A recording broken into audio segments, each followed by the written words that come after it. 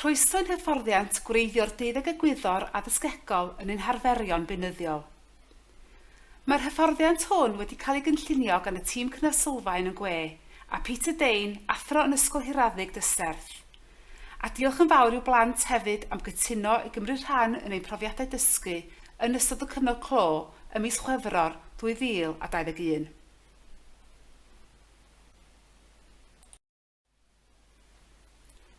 I ddatblygu dealltwriaeth bellach o sut i wreiddio'r deuddeg egwyddor addysgegol yn ein harferion dyddiol. Mae'n bwysig yn bod yn ystyried theoreau a gwaith ymchwil am ddatblygiad plentyn, a sut mae hyn yn gysylltiedig â'n gwaith cynllunio o ddydd i ddydd.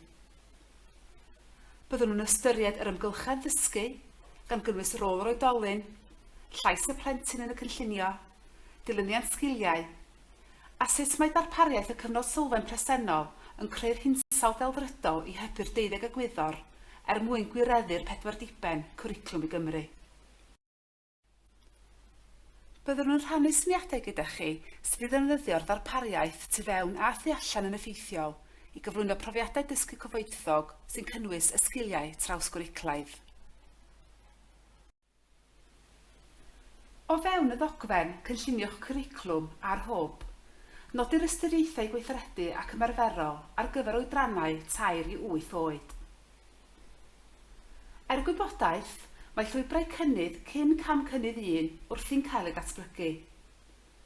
Bydd fersiwn drafft yn cael ei gyhoeddi ar gyfer ymgynghoriad ym mis Mai, a'r ddogfen derfynol yn cael ei chyhoeddi ym mis Rhagfyr.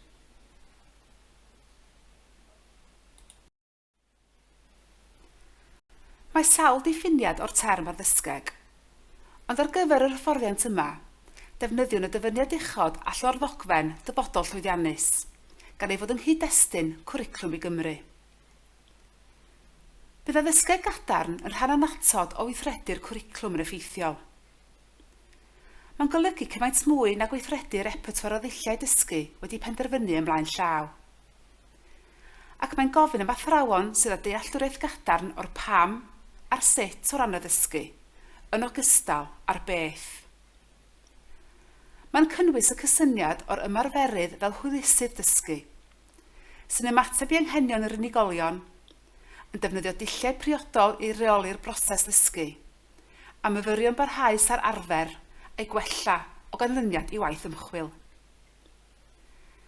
Efallai y bydd angen i chi newid ac addasu eich dulliau yn ddibynnol ar anghenion y dysgwyr o fewn eich dosbarth, a gall hyn amrywio o ddosbarth i ddosbarth ac o flwyddyn i flwyddyn.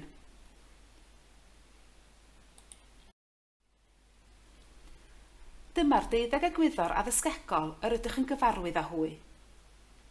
Yn ystod y sleidiau nesaf, byddwn nhw'n egluro ac yn mynd i fwy o fanylder ynglŷn â rhai o'r egwyddorion hyn sy'n teanategu addysgeg effeithiol i blant ifanc.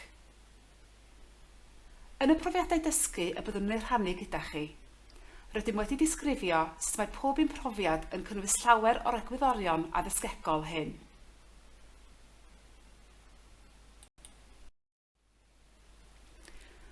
Mae addysgeg effeithiol yn dibynnu ar ddealltwriaeth fanwl o ddatblygiad plant a phobl ifanc.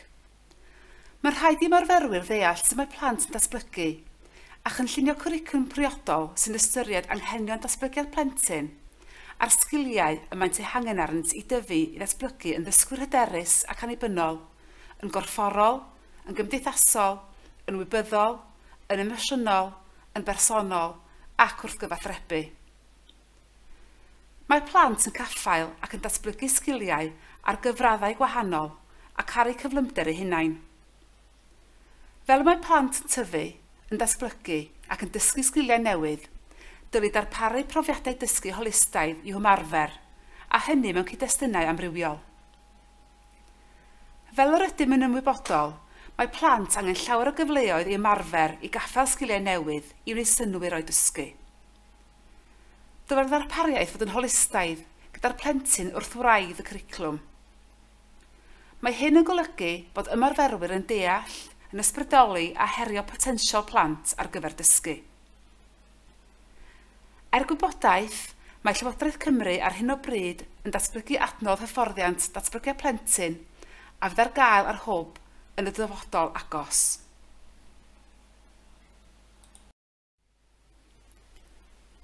Datblygiad personol i datblygiad ymwybyddiaeth plant ohonyn nhw eu hunain a'i hannibyniaeth. Yn ystod eu blynyddoedd ffurfiannol, mae plant yn caffael ac yn datblygu sgiliau personol mewn nifer o ffyrdd. Mae datblygiad cymdeithasol yn canolbwyntio ar berthynas y plentyn a phobl eraill. Datblygiad emosiynol yw hunan barch y plant a'i teimladau tuag at eraill. Datblygiad y meddwl yw datblygiad gwybyddol y plant, sef yn benodol ei ffordd o feddwl a'i dealltwriaeth, gan gynnwys datrys problemau, rhesymu, canolbwyntio a'r cof. Mae gan bob plentyn ddoniau y gellir ac y dylid eu hadnabod a'i hyrwyddo, a'r hyn y gallen nhw wneud, yn hytrach na'r hyn a allwn nhw ei wneud. Mae 5 elfen i sgiliau cyfathrebu, sef dealltwriaeth iaith, iaith fynegiannol, darllen, ysgrifennu a gwrando. Gall sgiliau cyfathrebu fod ar lafar neu heb siarad, enghraifft drwy mynegiant y wyneb, ystimiau a symudiau'r corff.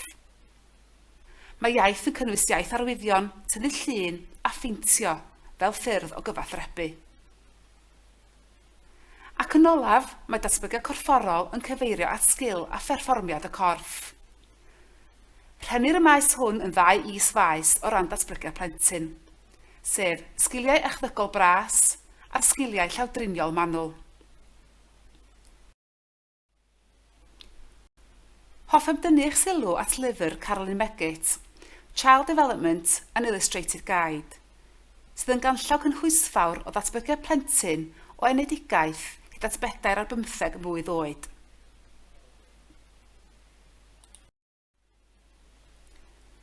Yn y tabl hwn, rydym wedi dewis esiamplau o ambell linyn tebyg ar gyfer datblygiad plentyn o 2 i 9 mlwydd oed. Mae'r cerrig milltir hyn yn ganllaw ar gyfer cwrdd ac anghenion datblygiadol bob un plentyn, ac yn eich helpu ystyried y ddarpariaeth a'r dull addysgegol a ddefnyddir gennych.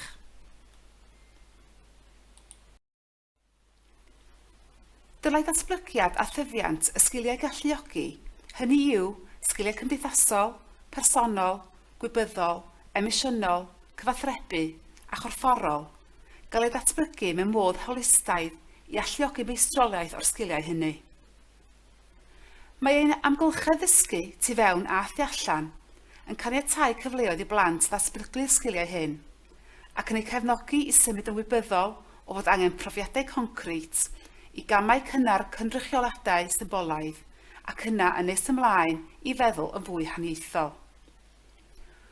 Wrth i blant ddatblygu'n wybyddol, gall y broses o feddwl yn haniaethol fod yn berthnasol ac yn bwrpasol i'w dysgu, drwy ddarparu amgylchedd ddysgu ac adnoddau mwy soffistigedig sy'n ymateb i'w anghenion.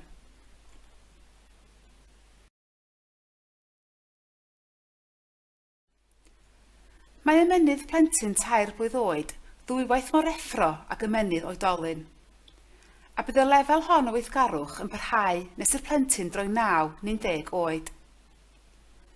Mae ymennydd plant ifanc yn fwy effro a hyblyg ac yn cynnwys mwy o gystylliadau na'n hymennydd ni. Bydd plant yn datblygu 50% o'i gallu terfynol i ddysgu, y ceifeirir ato weithiau fel deallusrwydd cyn iddyn nhw droi yn 4 oed, a 30% arall cyn iddyn nhw droi'n 8 oed.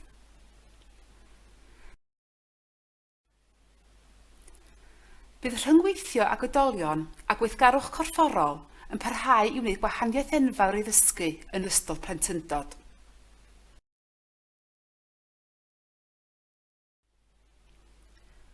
Yma, ceir dyfyniadau gan ddamcaniaethwyr a seicolegwyr addysgol y mae eu damcaniaethau a'i gwaith ymchwil yn cefnogi'r strategaethau addysgeg dysgu ac addysgu yn y cyfnod sylfaen. I ddatblygu eich dealltwriaeth o theoriau ac ymchwil am ddatblygiad plentyn sy'n berthnasol i gynllunio ac ymarfer dyddiol. Ystyriwch y dyfyniadau hyn gan eu cyfatebu ag un o elfennau allweddol y cyfnod sylfaen, sef diddordebau'r plant, amgylchedd ddysgu o ansawdd uchel, a'r sylwadau ar rhyngweithiau oedolyn, neu dysgu drwy brofiad.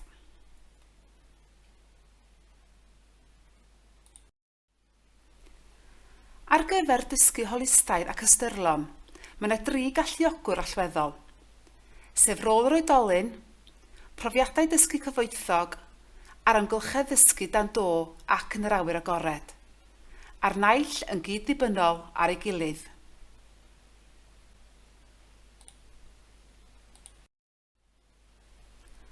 O fewn yr adran cynllunio eich cwricwlwm, mae'r rhan benodol ar ystyriaethau gweithredu ac ymarferol.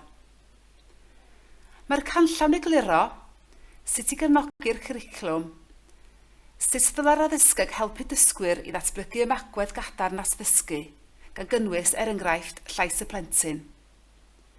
Sut mae'r amgylchedd ddysgu tu fewn a thu allan, a profiadau dysgu dilys a ddarperir yn annog annibyniaeth, gwydnwch, dyfalbarhad a hunanhyder mwyn i blant deimlo'n ddiogel i fynegu hunain ac i gymeryd risgiau.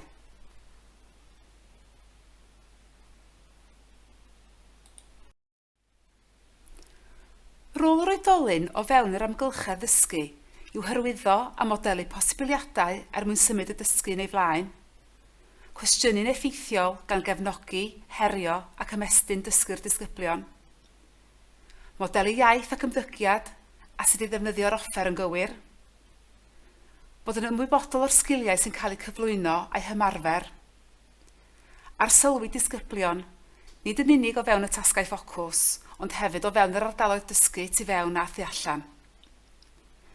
Mae'r sylwi a chyfnodi tystiolaeth o ddysgu a datblygu plentyn yn rhan allweddol o rôl bob ymarferydd.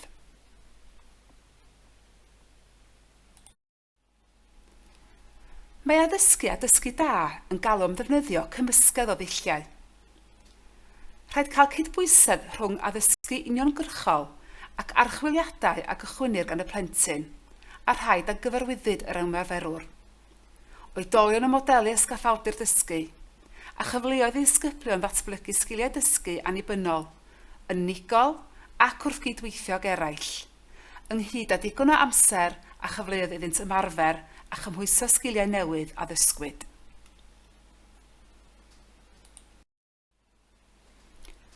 Wrth ddatrys problemau, mae plant yn llifo'n naturiol rhwng meddwl yn greadigol a meddwl yn feirniadol. Mae'r broses greadigol yn gallu bod o fewn y maes celfyddydau, iaith, mathemateg, gwyddoniaeth, dylunio a thechnoleg. Yn ystod y broses o ddatrys problemau, byddant yn defnyddio ei meddwl creadigol i archwilio'r holl posibiliadau o sut i ddatrys y broblem. Ond, mwyn symud ymlaen gyda'r syniadau hynny, byddant yn meddwl feirniadol wrth wneud eu penderfyniadau. Ailadroddir y broses hon nes bod y canlyniad a ddymunir yn cael ei gyflawni a'r broblem wedi ei datrys.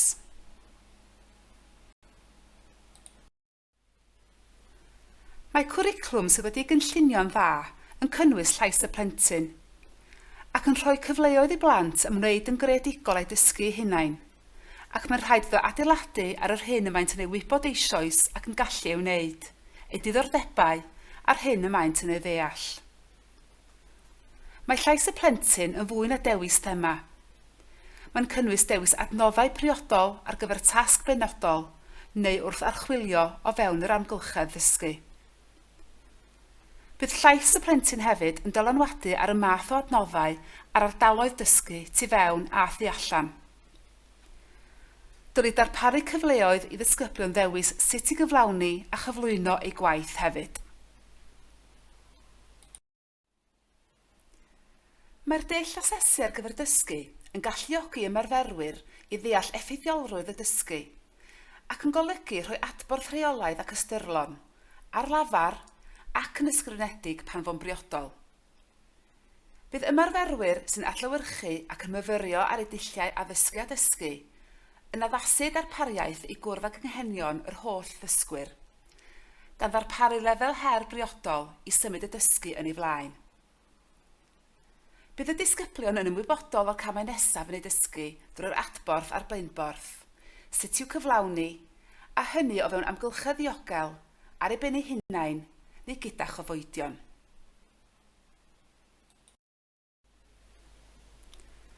Mae'r profiadau dysgu y byddwn nhw'n ei rhannu gyda chi heddiw yn gysylltiedig â cham olaf y model hwn. Cyn cyrraedd y cam hwn, bydd y sgiliau wedi cyflwyno a'i haddysgu'r disgyblion yn barod. Byddent wedi cael cyfleoedd i'w ymarfer yn annibynnol o fewn sawl cyd-destun yn yr ardaloedd dysgu, cyn trosglwyddo'r sgiliau hynny i feysydd dysgu eraill.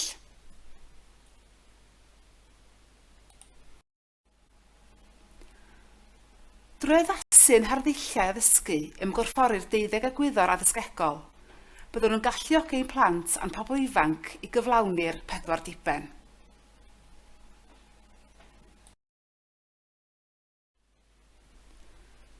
Rydym wedi cynhyrchu sawl profiad dysgu yn seiliedig ar ddŵr, gyda'r mwyafrif wedi'u cynnal yn yr ardal tu allan. Gellir ei addasu ar gyfer unrhyw senario os yw'r plant yn yr ysgol neu gartref. Gellir addasu'r profiad a lefel yr her ar gyfer plant 3 i 8 oed. Mae set o nodiadau yn cyd-fynd â phob fideo ac mae'r 12 egwyddor addysgegol wedi uwcholeuo arnynt. Byddent ar gael i chi yng nghanolfan cefnogaeth gwe.